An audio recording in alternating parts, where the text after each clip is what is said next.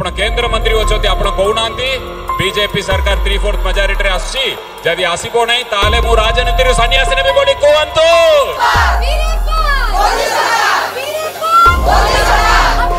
कौन करिब BJP camp Pandian को केमिति देव जवाब सामना को आसीबे तो बीजेपी नेता निर्वाचन पाखे आसिलानी आउ किछि दिन परे आरंभ होई जिवो भोट ग्रहण सारा राज्य एवं निर्वाचन ताती उठुची पड़ुची एसबू भितर प्रचार प्रसार भी जोर धरी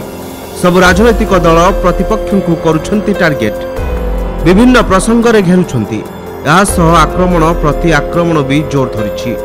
कथा एमिति जे चैलेंज दिया जाए गलानी प्रथमे देखंतु ए वीडियो को यह होछि बीजेडी टॉप 2 नेता भिके पांड्यानकर से एक विशाल सभा को संबोधित करुछंती जेउथिरे उपस्थित अछंती हजार हजार बीजेपी कर्मी आउ से कहउछंती बड़ कथा तांको कहिबा कथा हैला बीजेडी ओडिसा पाई किछि करिनी केंद्र मंत्री धर्मेंद्र प्रधान मध्य किछि करि पारि नांती हेले सेमाने सरकार गठन करबा को देखुछंती स्वप्न केवल एथिकी नुहे धर्मेंद्र प्रधान को चैलेंज मध्य देउछंती पांड्यान को कहिबा कथा हैला बीजेडी षष्ठ थर पाई सरकार करिवो यह निश्चिंत जदि बीजेडी हारे से राजनीति छाड़ी देबे बोली कहिसंती सर्वसम्मुख रे एमिति चैलेंज देबा बड़ कथा कारण यह सहज कथा नुहे एथिपाई सेतिकी आत्मविश्वास दरकार कारण किछि दिन तळे प्रधानमंत्री नरेंद्र मोदी ब्रह्मपुर आसीथिले आ से कहिथिले बड़ कथा जून 10 रे ओडिसा रे बीजेपी सरकार शपथ नेबो बोली दृढ़ोक्ति बाढ़ीथिले प्रधानमंत्री तबे पांड्यान को चैलेंज देखिला परे एबे बीजेपी कैंप थरहर केही जणे भी तांको चैलेंज ग्रहण करबा को सामना को आसुनाती से धर्मेंद्र प्रधान को मध्य देइथिले चैलेंज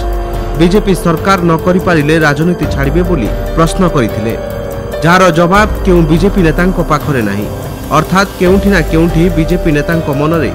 भय रहुथबा चर्चा होछि देखिबा को गले पांड्यान राजनीतिर गोटी चालना रे सिद्धहस्त केमिति निर्वाचन जितिबा को हुए ताहा तांको भलो भाबे जणा पूर्वरु परोक्षरे से बीजेडी पाई करुथिले कसरत आउ एबे से सामना सामनी लड़ई को आसी जाइछंती आउ तांको गर्जन परे विरोधी कैंप थरहर बोली बीजेडी कर्मी कहि बुलुछंती तबे देखिबा को बाकी रहिला पांड्यान को चैलेंज रे कोन पडुछि प्रभाव जदि जून 4 रे बीजेडी पुणी सरकार गढ़े ताहले पांड्यान जे ओडिसा राजनीतिर चाणक्य ता स्पष्ट होइजिवो bureau report Kalinga today live.